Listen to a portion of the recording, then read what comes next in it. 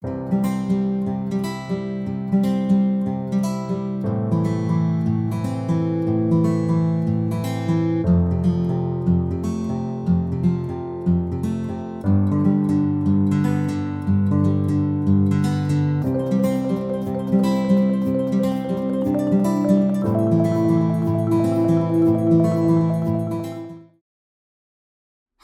and welcome to yet another episode of Beyond the Bookshelf with our hosts Vaidehi, Ananya, and I, Aditi, students by obligation and bibliophiles by choice. So, what have you guys been doing recently? Well, I've been thinking that grief does not change you, it reveals you. Geez, what's with the sudden philosophy? I think I've heard that somewhere. Isn't it from the book Fault in Our Stars? Yes, it is. I just finished reading the book and it sure has left an astounding impact on me.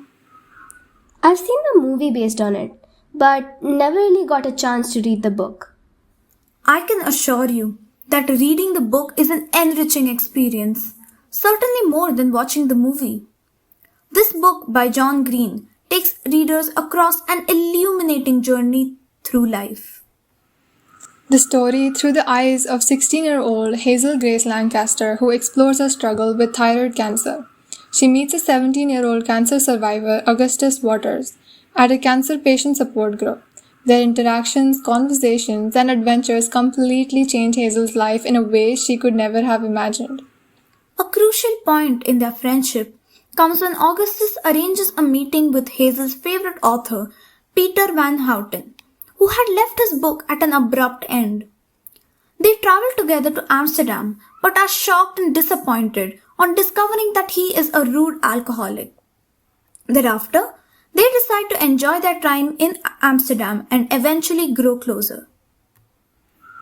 However, just when everything seems perfect, Hazel is told a gut-wrenching truth. Augustus's cancer had returned. She is heartbroken but tries her best to accept the situation and support Augustus wholeheartedly. They return back home to Indianapolis, and the story thereafter is quite bittersweet. Augustus' condition deteriorates and they realize that his days are numbered. Augustus arranges himself a pre-funeral where he asks Hazel and his friend Isaac to read out eulogies for him.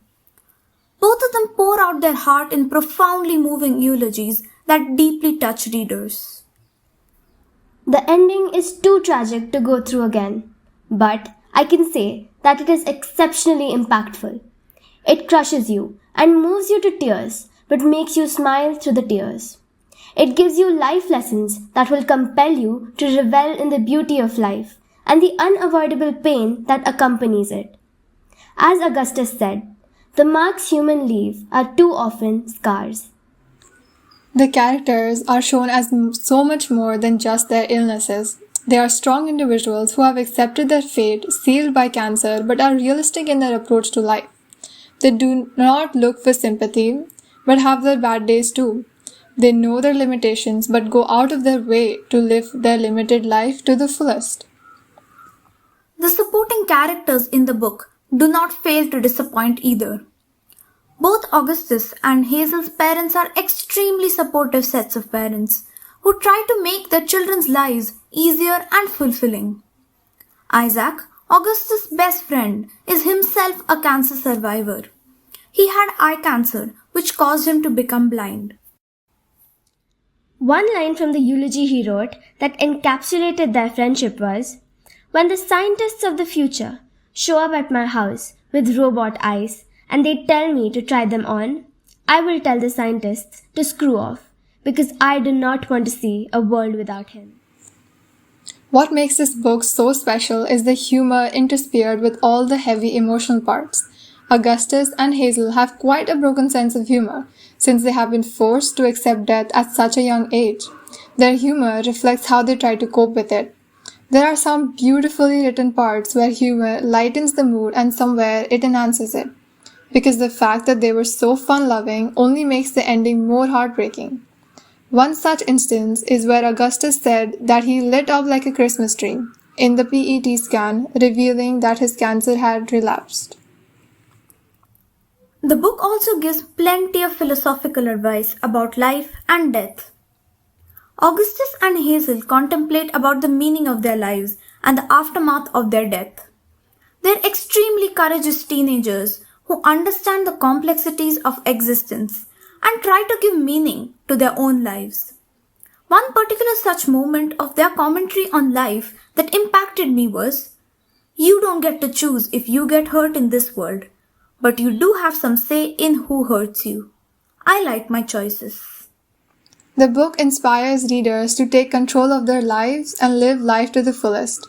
Accepting the inevitability of death is perhaps our best chance at enjoying the smallest moments of joy and peace. It also tells us that it is not the length of our life that matters, but how we choose to live it. Some infinities are bigger than other infinities, says Hazel, but at the end of the day, they are all infinities. You guys have definitely convinced me to read this beautifully painful book and go through this emotional roller coaster again. I'm sure our listeners must be feeling the same. On that note, we conclude today's episode with a quote from the book that sums up the entire experience. You have a choice in this world, I believe, about how to tell sad stories, and we made the funny choice.